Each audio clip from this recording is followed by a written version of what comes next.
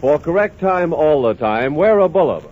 Trade in your old watch. Get a liberal allowance on a new Bulliver. Any Bulliver you choose.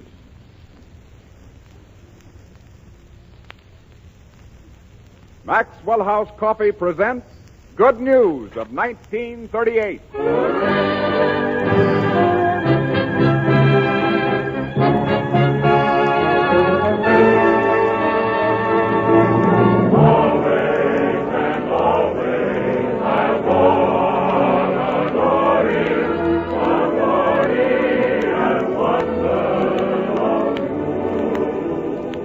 Welcome to another hour behind the scenes in Hollywood, brought to you from Metro-Goldwyn-Mayer. Imagine yourself with us now on Soundstage 30, sitting with the famous stars who have come to broadcast and to listen to our program. Tonight you will hear Frank Morgan, Fanny Brice, Alan Jones, Maureen O'Sullivan, director Jack Conway, and Meredith Wilson, and anybody else that might happen to drop in. And here's your host for the evening, Robert Taylor.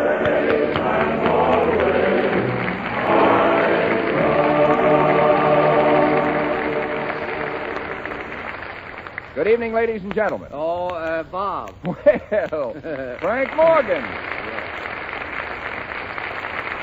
What is it, Frank?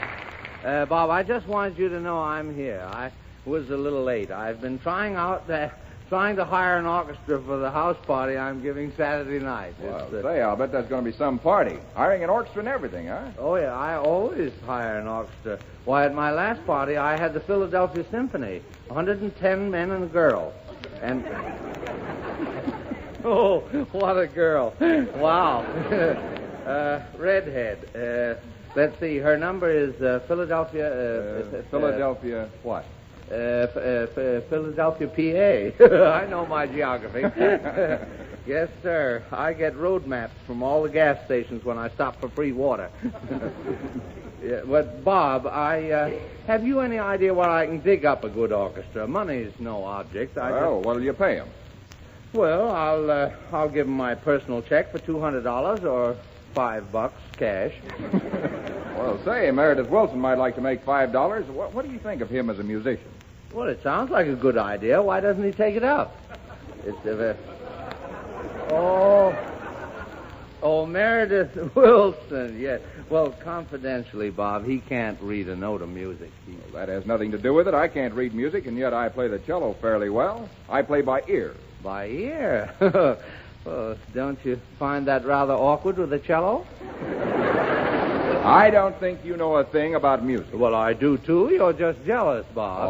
All right. Now, let's say that Meredith Wilson's orchestra was to play an andante movement or an agitato movement or poco lento. Yeah. What's the difference? Yes, well, that's what I say. What's the difference? Who cares? Let them play anything. What's the score? Who's playing? Oh, please, Meredith. Whistle while you work.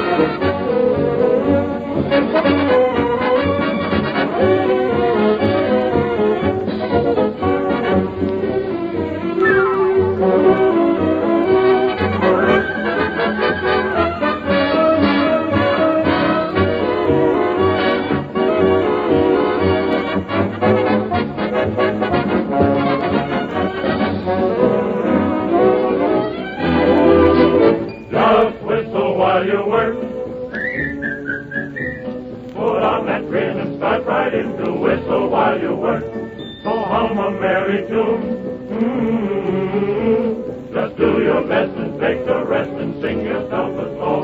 When there's too much to do, don't let it bother you. Forget your trouble, try to be just like a cheerful chickadee and whistle while you work. Come on, get smart, tune up and start to whistle while you work. Whistle while you work. Put on that green and start right into whistle while you work. Go hum a merry tune. Just do your best take the rest and sing yourself a song. When there's too much to do, don't let let it bother you. Forget your trouble, try to be just like the cheerful chickadee and Whistle while you work. Come on, get smart, do not just start to whistle while you work.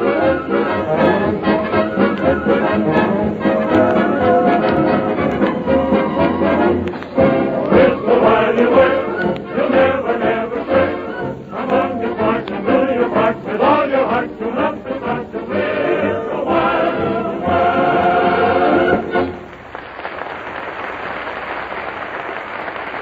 That was grand, Meredith. And incidentally, the song is from one of the grandest pictures that ever came out of Hollywood, Walt Disney's magnificent Snow White and the Seven Dwarfs. It's Walt's masterpiece, and just as fine for grown-ups as for children. And speaking of children, brings me, of course, to that awful little girl who's become such a popular feature of our program. Here she is again with Hanley Stafford as her father, Baby Snooks.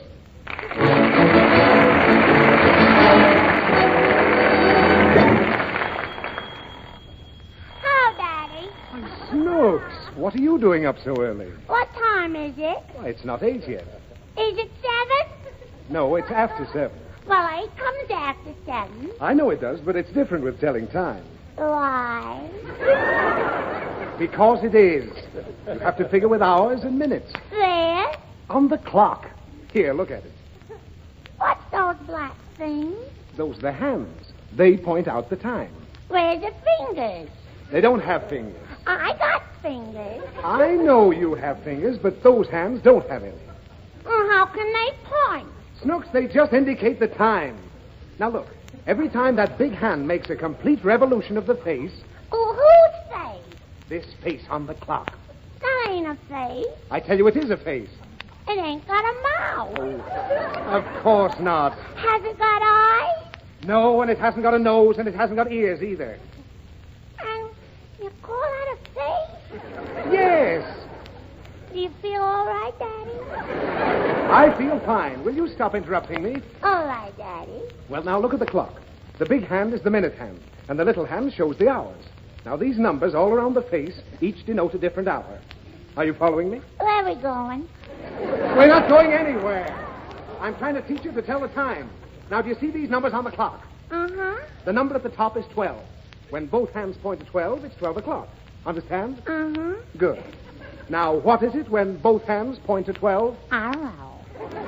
It's 12 o'clock. Is it? Yes. Oh. Well, I'm late for school. Oh, it's not 12 o'clock now. You just pay attention to what I'm telling you. All right, Daddy. Now, each time the big hand moves to another number, that's 5 minutes. And every time the little hand moves, an hour goes. Where's it go? Snooks, that has nothing to do with telling the time. All you have to understand is the movements of the hands. Now, let's see if you remember what I just explained. All right, Daddy. Here, now, look at this clock. Now, you see the little hand is between the 7 and 8, and the big hand is on the 7.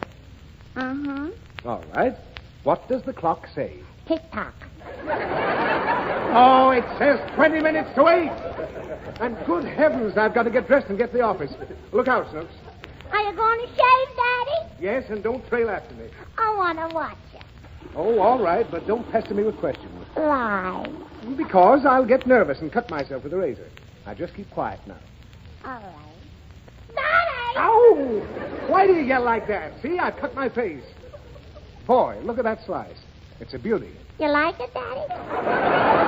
No, I don't like it. And I want you to let me finish, so don't make another sound. I won't. Remember now, Snooks, this razor's very sharp. Yes, Daddy.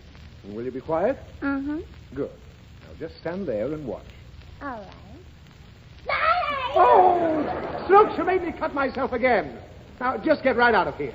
I'll be quiet, Daddy. Well, you'd better. This razor pulls. What you doing now, Daddy? I'm stropping the razor. Why? Because it's not sharp. Yes, it is. Well, how do you know? 'Cause it's sharpened my pencils all right. What? Now, listen. How many times have I told you not to take my razor from the box? I didn't take it from the box. I found it in the kitchen. In the kitchen? What was my razor doing in the kitchen? Mama was cutting an linoleum with it. Snooks, I don't believe you. Now you're going to get a spanking. Why? Didn't you promise never to touch my razor? Uh-huh. And didn't I promise to give you a spanking the next time you did? Uh-huh. Well, Well, I didn't keep my promise, so you don't have to keep yours. Oh, no, you're not getting away with it this time, young lady. Come over here. There. Simply must learn to behave. There. All right, that's all. Oh, stop it. I didn't hurt you. Now come here and kiss Daddy and say you're sorry. There. That's better. Now, Snooks, I want you to tell me why I punished you. What's the matter now? That's just it. Just what? First you give me a licking, then you don't know why you did it.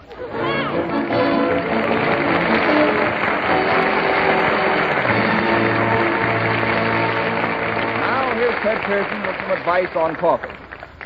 You know, friends, there's more than fine, full-bodied flavor, more even than that deep-down satisfaction in a steaming, fragrant cup of Maxwell House coffee. Yes, grand as that is, there's something more. It's that friendly stimulation in a cup of Maxwell House coffee, the kind that buoys you up and never lets you down. Now, we've taken various ways of pointing out just what we mean by that friendly stimulation. But tonight I have an idea we can express it in a different way. Anyway, I'm going to try. I'm going to call on our maestro here, our own Meredith Wilson, to help me out. Oh, Meredith, do you mind? Why, not at all, Ted, if I can help. Well, then, Meredith, how would you tell us about that friendly stimulation that's in a cup of Maxwell House? Well, let's see. I think I'd set it to music, Ted.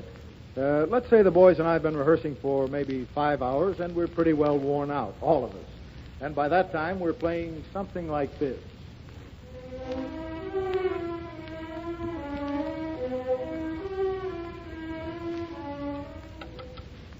Then I know it's time for a little rest. And as we all file out, we're pretty apt to congregate in the coffee shop for a smoke and a cup of Maxwell House coffee. Well, 20 minutes later, we're back at our desks playing like this. Yes, Ted, once more we're playing Allegro Vivace, or in other words, Con Brio. Or, as one might further say, Con Maxwell House. Well, I guess there are times when, to alter an old saying, music speaks louder than words, and this seems to be one of them. Well, thank you, Meredith. You certainly have expressed the friendly stimulation there is in a cup of Maxwell House coffee for all of us. And so, friends, when you're tired, maybe feeling out of sorts, a little low in spirits, and you need a really wholesome pickup, why then take time at your meals to enjoy a tempting, fragrant cup of the coffee that buoys you up and never lets you down. Nice commercializing, Ted Pearson. Thank you, Bob. Now I've relayed my message to our audience. I have a message for you. There's someone waiting to see you. Well, tell him to come back later, will you? I'm very busy now. Why? Because. Oh, it's Jack Benny.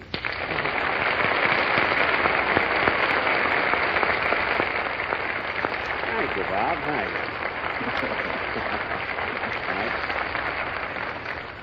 Yeah, I can't be that good. Hello again. This is Jack Snooks Benny talking. And, Bob, I just dropped in here for a minute to thank you again for appearing on my program last Sunday night. It was a lovely gesture on your part, and we appreciated it. Well, that's okay, Jack. I enjoyed every minute of it. It was a lot of fun. Yes, sir. We sure got a lot of laughs, didn't you? And the members of my cast got a big kick out of meeting you, Bob. It was my pleasure, Jack. You know what impresses me about your program, Jack? What, Bob? Well, the way your cast looks up to you, the way they respect you. Respect me? Oh, yes. I've got them trained pretty well, Bob. You know, when I crack the whip, they jump. They sure do. Oh, yes, really. You know, when I want something done, I simply give my orders to Mary, Phil, Don, and Kenny Baker. And Kenny does exactly as I say. If things were bad before, Bob, you have no idea of the situation now. Since they met you, you'd think I was a stooge or somebody. Gosh, I didn't mean to start anything, Jack. Is there anything I can do? Bob, when you kissed Mary, you did enough. Really, you did. Really, folks, you never saw such a smack.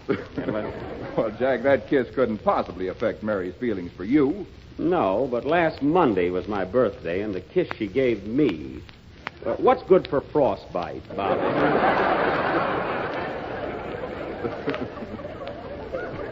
I got a warmer kiss from my high school principal when I graduated. I nearly killed that joke, too. One good joke, and I have to kill it. Yeah. Well, then you did go to school. What's that, Bob? You did go to school. Oh, definitely. Why, back in Waukegan, they've got a halo around my dunce cap. But, Bob, I want to tell you the real reason for my being here tonight. Not that you need a reason on radio, but I've been listening to this program for the last 14 or 15 weeks. Oh, then you like our show. Well, Bob, I will say that it's a nice program. It's nice. But it needs a little something to, it could be stronger. Yeah, well, what do you mean it could be stronger? Well, Bob, I don't mean that you have to send it to a gymnasium or anything like that. But I said before, it is a nice program. Well, what do you mean, nice? Now, don't pin me down. I mean it's pleasant. Oh, yeah. You mean it doesn't go around and kick anybody in the face, huh? Well, you don't have to get ironic. I didn't come here to tear your program down. I merely came to give you constructive criticism. Yes, but, Jack, I hardly think this is quite the time or the place, you see. Now, Bob, when I see a man drowning, I don't wait until he hollers for help. Well, what would you suggest?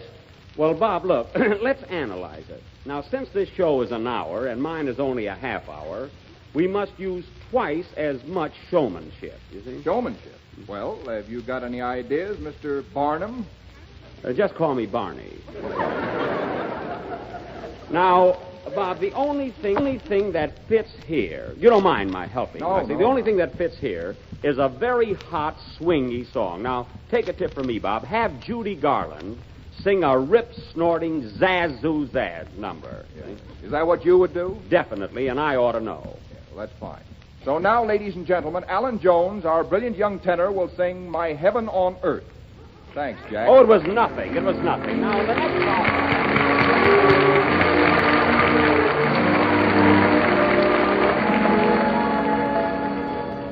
Heaven is a million miles away. Still I find it in my arms today. Heaven is the only word will do when I'm describing you. My heaven on earth started when you came into view. I never knew the thrill of living until you happened along. My heaven on earth came with a glance, bringing romance. That lucky chance was all I needed to fill my heart with a song. Loving you isn't hard to explain. You're sweet, you're lovely and gay. Heaven's loss has been my greatest gain for letting an angel like you get away. My heaven on earth, you're in my arms, you're in my heart.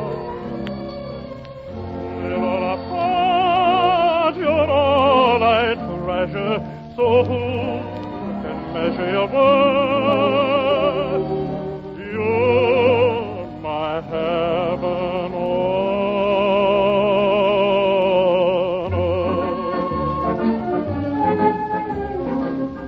My heaven on earth.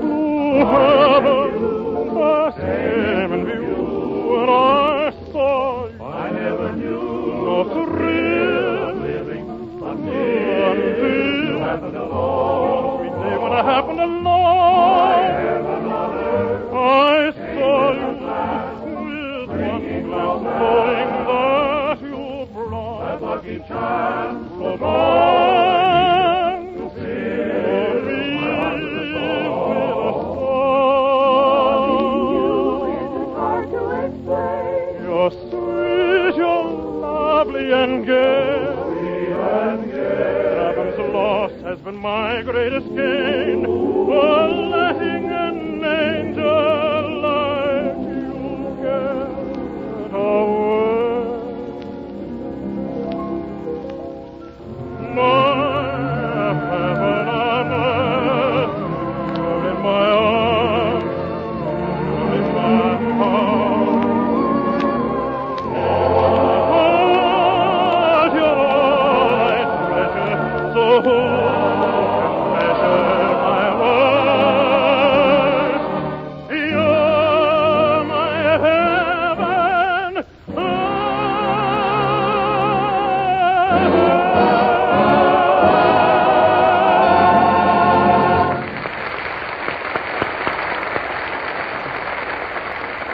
That was swell, Alan. Thank you.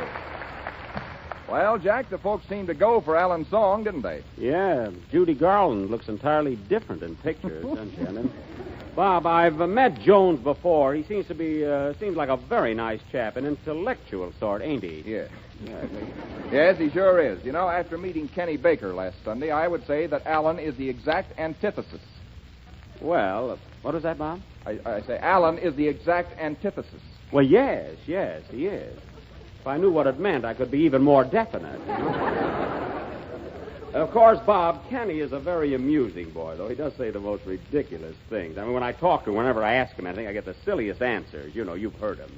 Like this morning, for instance. Yeah, what'd you ask him? To take a cut. He was polite, though. He said, "Go soak your head, please." Oh, he was coughing. Well, of course, Alan is a different type entirely. Yes, I'd like to talk to him, just in case Kenny ever happens to read his contract, you know. Yes, well, I want you to meet everybody, Jack. Alan. Yes, Bob? You know Jack Benny, don't you? Well, I'm very glad to see you again, Alan. Well, I won't work for a cent less than Kenny Baker. Yeah. That hand wasn't in the script. Biting the hand that might feed you, eh? I merely wanted to compliment you on your voice, Jones, although I don't think it was the proper selection. What do you know about it? Well, to put it conservatively, everything. You see, Alan, this show needs all the help that I can give it. Now, wait a minute, Jack. Wait a minute. This show doesn't need anything. Well, you're just being stubborn, that's all. Now, you take your musical selections. In the first place, I don't like the arrangements. Well, what's the matter with them? Now, you keep out of this, buddy.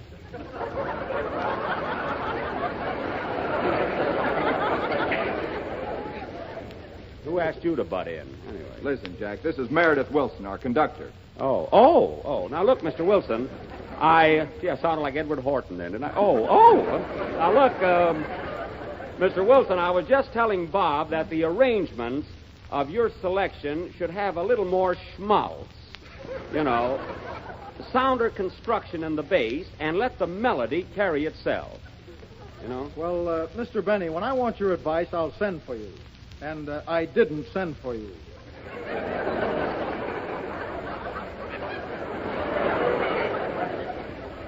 Well, a Phil Harris without curls.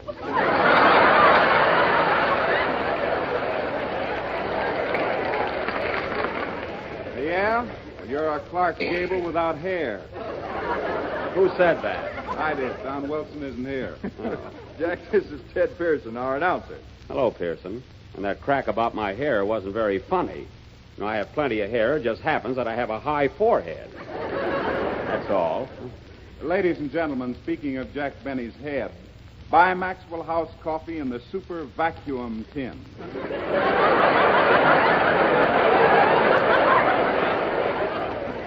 Well, this is a fine way to run a program, commercial plugs right in the middle.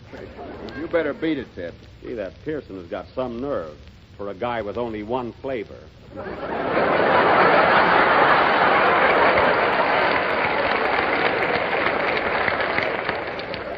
Well, Bob, anyway, now that I've got your show rolling along,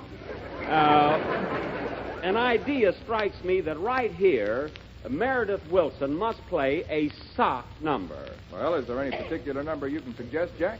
Well, How about Rosalie? No, not Rosalie. That number's so worn out. Let him play anything but Rosalie, Bob. See? Hey. I trapped him, folks. That's the number I really wanted. Always and always. Hey, that's not Rosalie. I bit wrong. Glory and wonder of you. Always and always, my love will go soaring to heaven or under the blue. Life is strange and ever changing, doesn't make reason or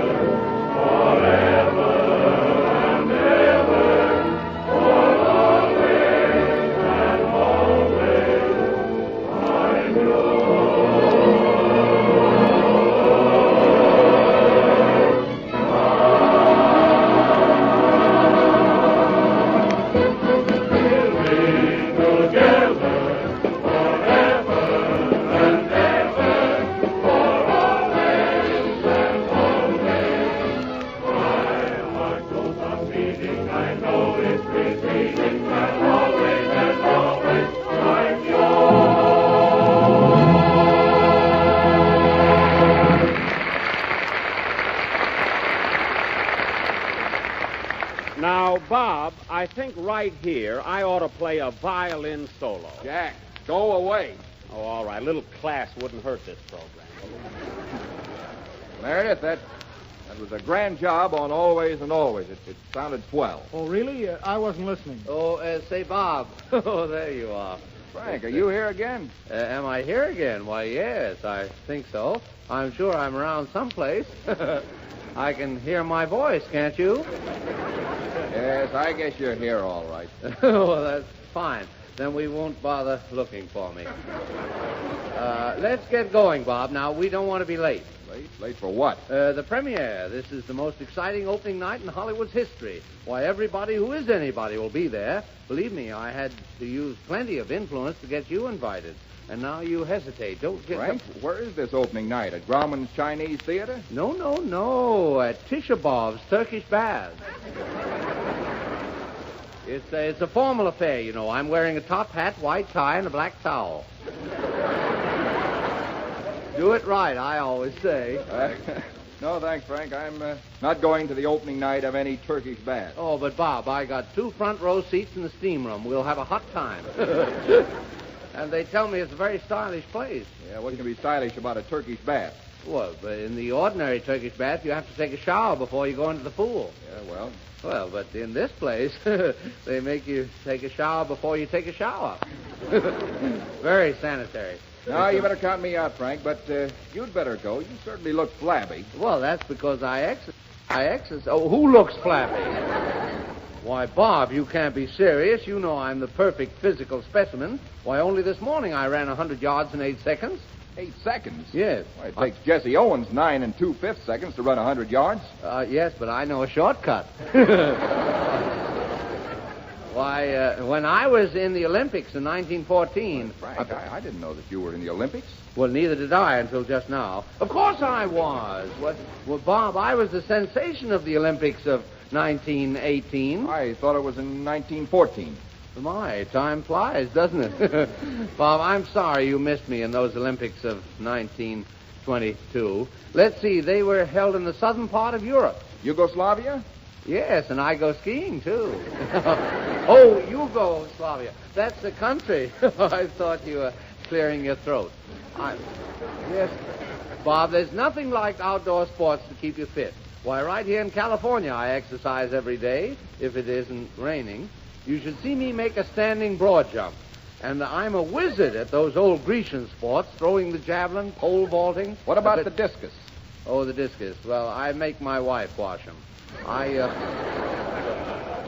wear the pants in my house with an apron over them.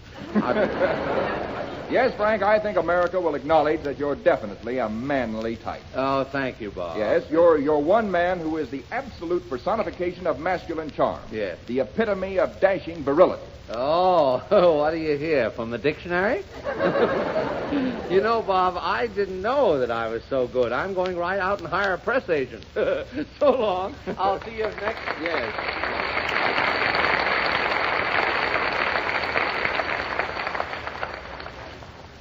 Oh, Bob, who was that fellow? That was Frank Morgan. Morgan. What does he do? What does he do? Well, I'll tell you what he does. He occupies the position of being radio's #1 comedian. Oh, you mean #1 on this program? #1 on this program or any radio program. Oh, well. You mean not counting Sunday nights, of course. Yes, counting Sunday nights or any nights. He's the funniest man in the country. Well, that's open for discussion, you know. No, that's closed. Well, I've just opened it. And it's going to stay open if we have to run into Bing Crosby's program.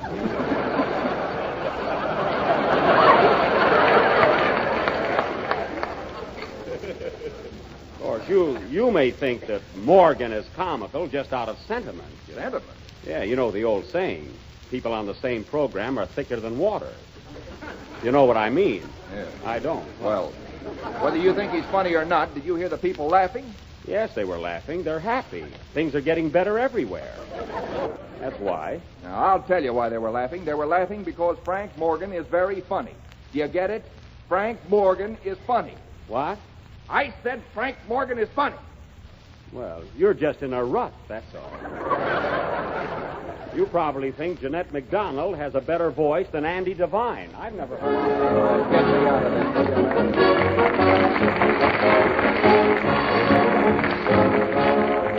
And now, friends, once more it's time for that friendly custom of ours on these programs.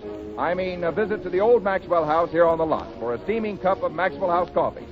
And, Meredith, will we enjoy our coffee with the music that goes with it?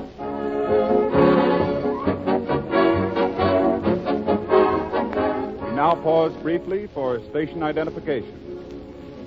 KFI, Los Angeles.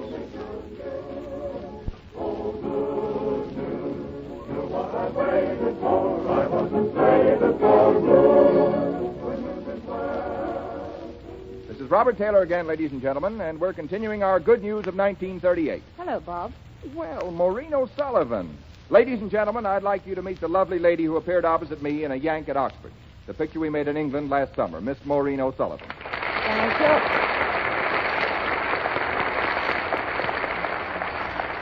Maureen, it's swell to see you again. Won't you sit down a minute and listen to the music? Well, Bob, I understood, that is, wasn't I to do a scene from A Yank at Oxford at this point? Well, no, not right now. The drama comes a little later in the program. Oh, that's strange.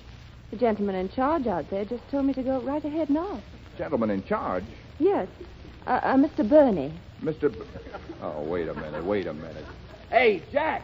Oh, just a minute, Bob. I'm straightening out Wilson's music. Now, Meredith, I think that if you made that a dotted eighth note, right in... You think so? Yeah, just lay it aside while I clear up this other matter. What is it, Bob? Maureen O'Sullivan... Oh, I'm terribly sorry. Miss O'Sullivan, meet Robert Taylor. I know Mr. Taylor very well. Oh. Now, listen here, Jack. I don't mind your giving suggestions, but when you start sending people out on the stage in the middle of the program and confusing everybody, that's going too far. I should say it is. You told me you were running this program, Mr. Burney. The name is Benny. Jello.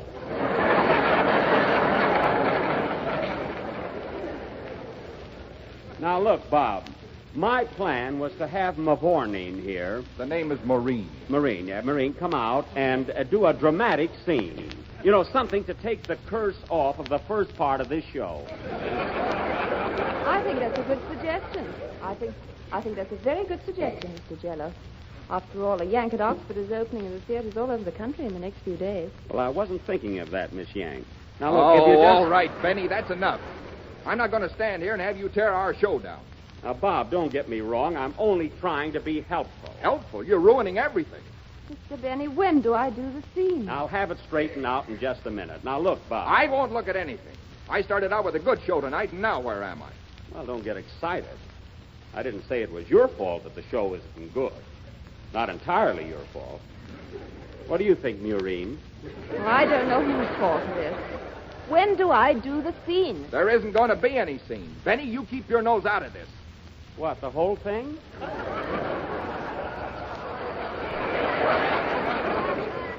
Look, Bob, if you didn't want me to tell you how to run the program, why did you send for me? Who sent for you? Well, of course, I didn't know they'd gone over your head. You know. Who went over whose head? Now, don't get acrobatic. You know how I happen to be here tonight, don't you? No, I don't. Do you two mind if I sit down? No, not at all. Now, Bob, look, it was perfectly simple. I was walking along Hollywood Boulevard, minding my own business. I can hardly believe that. Well, I was walking along anyway. And who should I see a block or two away but the head of MGM's radio department, Louis K. Sidney? Yeah, go on.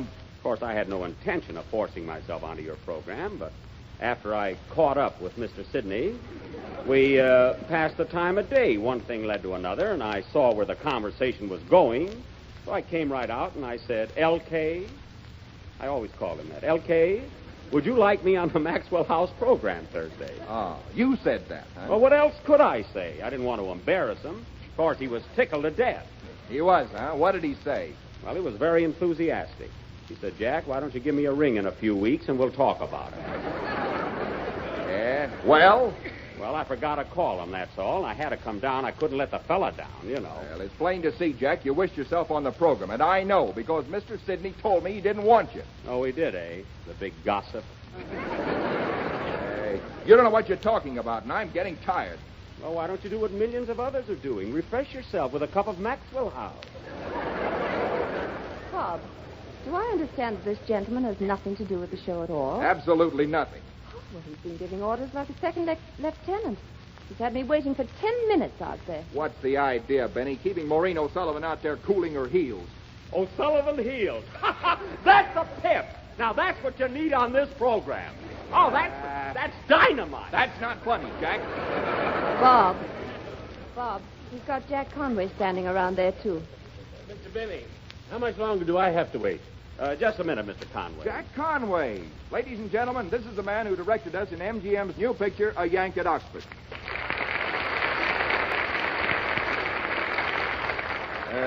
Jack, Maureen, I'm terribly sorry if you've come here under a misapprehension. Oh, I don't mind, Bob. As a matter of fact, this is probably the best chance I'll ever have to pay a tribute to a man I've admired for a long time. He's one of the nicest people and the best directors in all entertainment world. Take a bow, Jack. Well, thanks, Maureen. I really... Sit down, Benny. She means Jack Conway. Well, you've got to admit it was a natural mistake. Two Jakes here. By the way, Mr. Conway, if I may make a suggestion, I don't want to butt in or anything, but if I had anything to do with directing that picture, I would certainly have gone to England for the locale. Hey, what's the matter with you? We were in England for 3 months. Well, then you should have made the picture while you were there. We did. Well, then I'm right. You see, Bob, how I'm helping your program? I don't know what you fellas want anyway. Well, I don't know what you want, Bob, but I'd like to have everybody know how proud I am of the Yank at Oxford. I think you, Maureen, and Lionel Barrymore gave wonderful performances. In fact, I'm proud and grateful to everyone in the cast, especially those fine English players who helped us so much. It was a pleasure to work with all of you. The Yank at Oxford is the first picture to come from MGM's new studio in England, and I'm happy that I was the director chosen to make it. Thank you. Well, thanks, Jack. There's nothing I can add to that. Thanks for coming up here, and thank you, too, Maureen.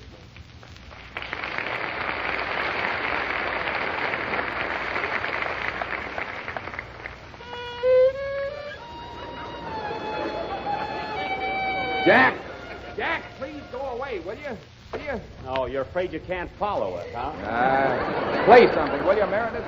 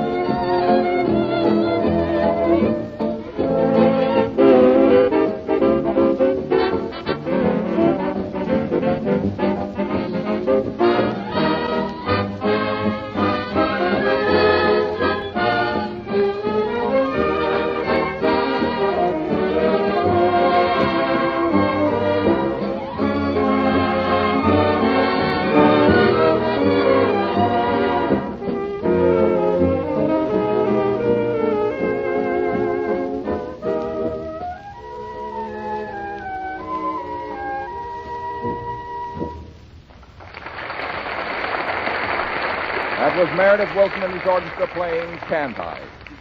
We now present a drama especially written for this program by Dory Sherry entitled Epilogue to Love. The girl is played by Maureen O'Sullivan. Curtain, please, Ted. So much has been written about love that sometimes we make the mistake of regarding it as a commonplace thing. Yet every day, love still inspires men and women to do noble and ignoble things, and they are reborn or destroyed. Now, Epilogue to Love. The scene is a hallway leading to a large room.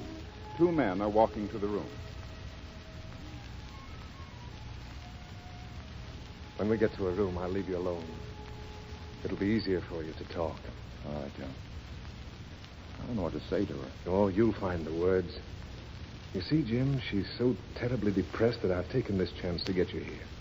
It might save her. She has years of life ahead of her, if she wants it. Is she badly hurt? She's blind, Jim. Blind? Yes. That's why she doesn't want to live. But you can help her. You loved each other once. After you left, I think she married me on the rebound. Never has really loved me like I love her. If you can bring her back, I'll do the rest. I'll try, John. I know you will. Here we are. Mary, Yes, John? you have a visit. It's Jim Thomas. Jim. Hello, Mary. I'll wait outside, Jim. All right, fine. Jim. Say that again. Say, hello, Mary. Hello, Mary. Jim, darling. You're as lovely as ever. Your hair is golden. Jim, what awful thing took us apart? Mary, let's talk of other things. Yes. Other things, brighter things, perhaps, like... Oh, Jim, I can't see you. Do you know that I can't see you? Yes, I know. Let's not talk of that either. When did you get back? About 2 weeks ago. I heard about you having been in that mine explosion. I was so frightened for you. It was just a big scare. 2 scratches and a lost hat. I was such a fool, Jim. I should have gone with you anywhere you said. Well, the part of the world I've been in is a man's world. Your life is here. Life with no eyes. Oh, Jim, you don't know how terrible it is to be blind. To miss all the things that you take for granted. The early sun. The gray dusk. The light and shadows on a wall of books. The glistening of a window pane after a morning rain. The blue... Here, you mustn't. You need every bit of courage, every bit of sanity. But you don't know. There you are, darling, looking at me. Seeing the colors in the room. Perhaps the sun is streaming in. I can't see you or the sun. Nothing. It's a world of black. Mary, dear, listen. You'll find compensation. I believe that people do. All the nastiness, all the ugliness in life is away from you.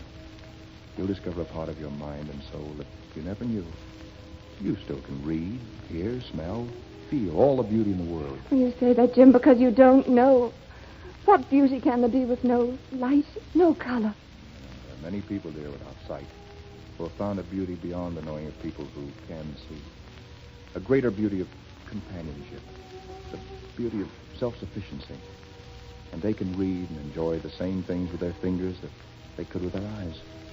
They can hear and enjoy the same music. And over the air, they can hear the same things that make other people laugh and cry and thrill. But the part of my life that was you is gone. Gone forever. It was long ago. And it isn't much of a life running to the 4 corners of the globe. Even now, I'm planning to go away again, this time to the desert. Some more interesting bones to pick and place in the history of man. What's going to become of John and me? He knows how I feel about you. Our love is a ghost that comes back to haunt him. He adores you, Mary. He'll give you everything he can. You've got to live for him. And for your son. Oh, did you see my boy? I met him downstairs. Fine-looking kid. Your hair and coloring, but his daddy's physique. He's going to be a doctor, he says. This morning he told me he's going to study hard. And someday he's going to fix his mommy's eyes. You'll get a lot from him, Mary. That's a love most people would envy.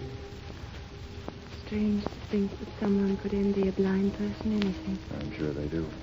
I knew a man once who saw his son fall off a cliff to a crushing, horrible kind of death. He wanted to tear his eyes out. He'd have done anything to wipe that vision from his mind. You always were a practical soul, Jim. You could convince me of anything. Even now, for the first time in months, I'm beginning to feel alive again. I even smell the flowers in the room. What kind are they? Ugly-looking blossoms. You see, you're getting a beauty I can't enjoy. I can't enjoy the scent nearly as much as you do because I see what they really are. Oh, they're probably gorgeous red roses. They are not. Oh, Jim. Mary, I'll have to be getting along now. I'll come back soon. But promise me, no more nonsense about yourself. You're going to get on, get well. You've got to. Jim, darling, once I thought you'd taken everything from me. But today, coming here, you've given it all back. I'm so grateful. I'm going to remember you as you are right now. Your face full of new hope. The sun glistening on your hair. Please, Mary, keep that way. I promise. Goodbye, Mary. Goodbye, Jim. That's odd, isn't it, Jim? We opened a chapter today with you so simply saying, "Hello, Mary." And now it's closed with a simple, "Goodbye, Mary." I hope it's a new chapter for you. Goodbye, Mary.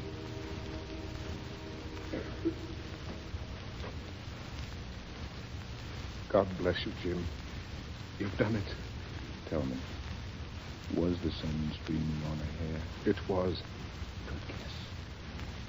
Remember your promise, John. She must never know that explosion left me blind. She never will, Jim.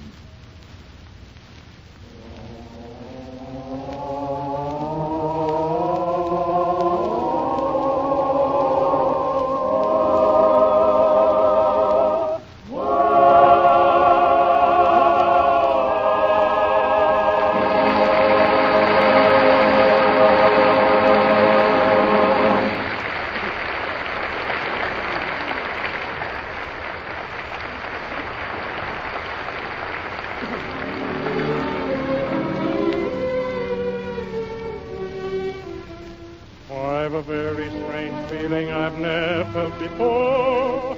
'Tis a kind of a grind of depression.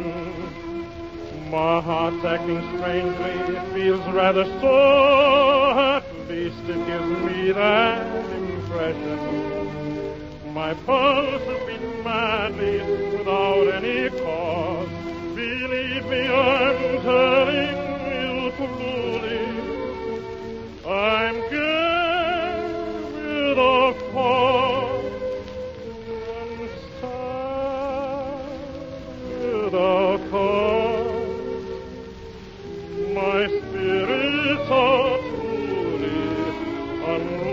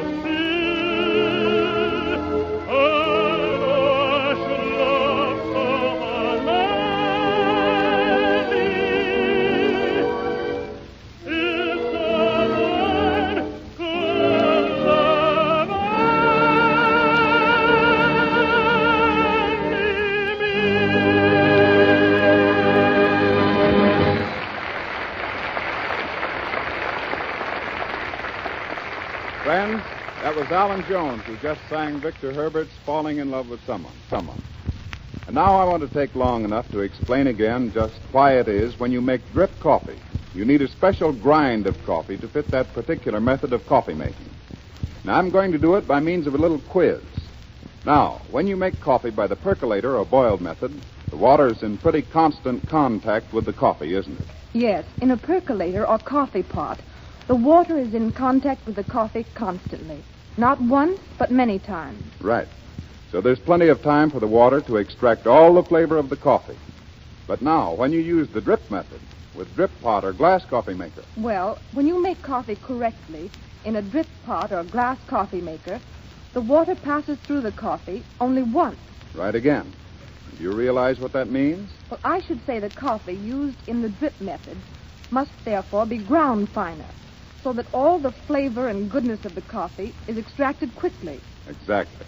And for that reason, because we know that the same grind cannot be expected to give the best cup of coffee by coffee-making methods so different in principle, we offer Maxwell House in a separate grind that is always just right for each method. The regular grind Maxwell House for percolator or boiled coffee, the special drip grind for glass coffee maker or drip pot. Yes, that's one of the secrets of making better coffee every time.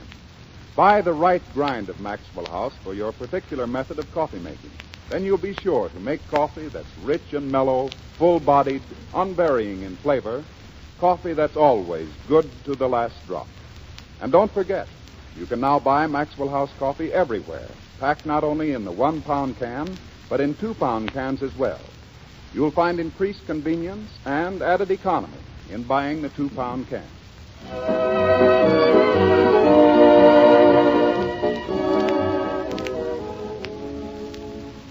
And now, ladies and gentlemen... Say, Bob. Yes, what is it, Meredith? You won't have to worry about Jack Benny anymore. I got rid of him, but good. You did? But how? Well, he wanted to meet Myrna Loy, so I sent him over to the little dressing room in the corner of stage 30. But that's Fanny Brice's dressing room. You're telling me.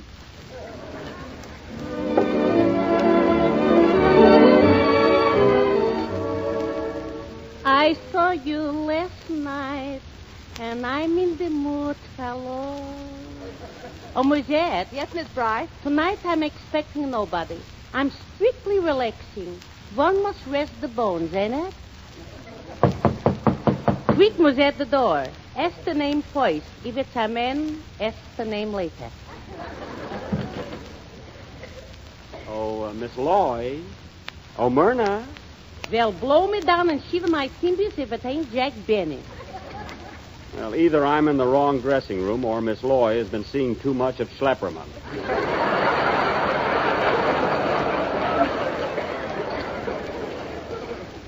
Pardon me, I thought this was Myrna Loy's dressing room. But what she got that I ain't got? Well, she... Don't tell me. Won't you sit down, I hope? Look, I'll be back later. I must see Myrna Loy before she gets away. I want her for my leading lady in my next picture. I imagine she'll be quite thrilled. Why not? I saw you in your last picture, artists and models, and now you are Casanova. Vive la France! Well, yeah, I thought I was at my best in that picture. Was that your best? Well, I might have sliced a little. A little tight. Look, yes, thank you. But look at Bob Taylor. Look. Bob Taylor gave me a couple of pointers last Sunday, which didn't hurt any. Now you're talking my language. You know, Mr. Benny, it's a very peculiar thing, but you appeal to me. I've got here a scene for my next picture. Would you mind running over with me a few lines? No, look, later, not now. All right. Well, I'll tell you what, wait a minute. Or, after all, that's what I'm here for, to help everybody. Jack Pollyanna Benny. Yeah. Besides, the practice will do me good. Wouldn't hurt me neither. Now, in this scene, you play the part of D'Artagnan, one of the 3 Musketeers. You know, all for 1 and 3 for 5. Well, I'll like that, I think. That'll be... What part do you play? I am your sweetheart, a ravishing, beautiful queen of Italy. You look more like Dolores Del Schmutz. Thank you. Thank you. Yeah, you're very comical. Now, look. You're speaking tender. Go on, Kitty. Now, look. Now, look, Schlepp. Or Fanny, look. Look. D'Artagnan's queen was the Queen of France. France, Italy. What's the difference so long as she's a citizen? Go ahead. Read the first line. The first line. Yeah. Right from here. Just the way it's right written. from Huh? there. Yeah, that's good. I can't read backwards very well. I can't. Well, you know what Alan said once? What? Anything we make up will be funnier than this. You're telling me. All right, right from this line, huh? Yeah, go on. Okay. Go on. My queen. My queen. Come fly with me. Come fly with you. I'm of royal blood, not pigeon. Do not say that!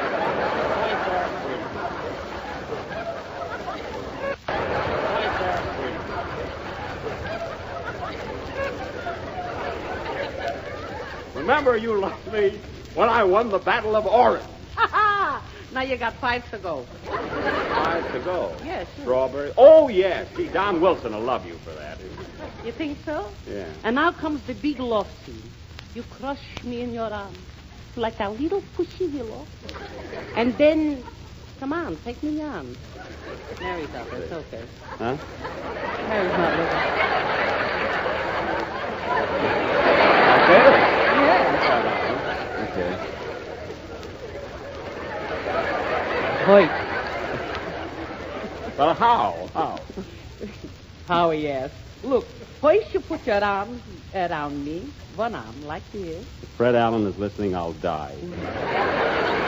Then you put the other arm around me like this. Like this? Like that. Now you're holding me close. Closer. I can still breathe. Now look me in the eye. Which one? It's a good one. This is no time for technicalities. Now you got your 2 arms around me. Well, what do I do next? Send for Phil Harris. A fine thing. I'm going to look for Myrna Law.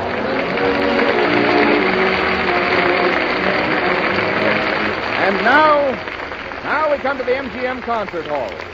Meredith, what have we for the concert hall tonight? Or has Jack Benny canceled it altogether? No, Bob. He decided to let it stand approximately as we had it. We're continuing with famous melodies that everyone knows and loves. And tonight's selection is Toselli's Serenade.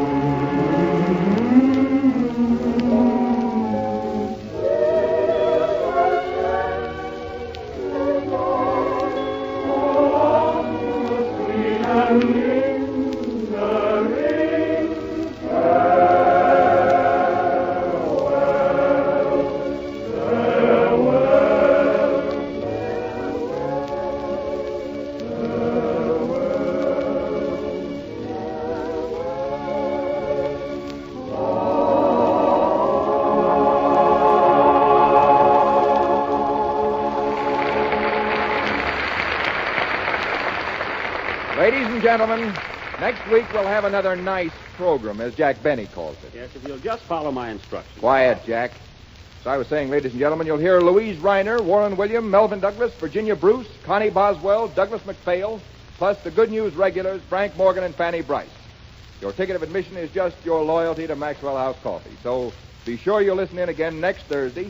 And in the meantime, go to the movies and enjoy yourself. Well, Jack, it was grand having you here. Really our privilege. Well, I hope I've helped you.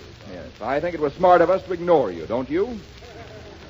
That was the last insult on the 16th program of the Good News of 1938 series. And I will be back on my own program next Sunday where I'm loved.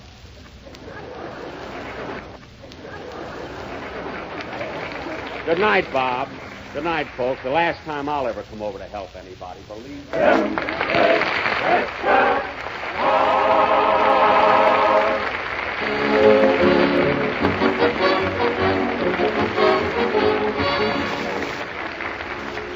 Always and Always is from the Joan Crawford Spencer Tracy picture Mannequin. Thanks for the Memory is from the big broadcast of 1938. This is Ted Pearson saying good night and good luck for the makers of Maxwell House, the coffee that's always good to the last drop.